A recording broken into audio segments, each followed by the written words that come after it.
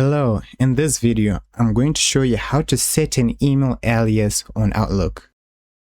So if you open your Outlook program, go on the top right on your icon here, then click on my Microsoft account.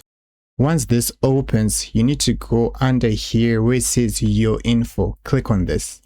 When you're here, then scroll down to where it says account info, edit account info. Click here. Before you reach this part, you're going to be asked to verify by Microsoft. Make sure you do that step to get to here. And once you're here, you have to click on add email. Here, this way you can change your alias or known as username. To do that, you can see where it says your account can have multiple usernames, all of which work with Microsoft account. They share the same password and you can send and receive emails from any of them. So that's where you can add here.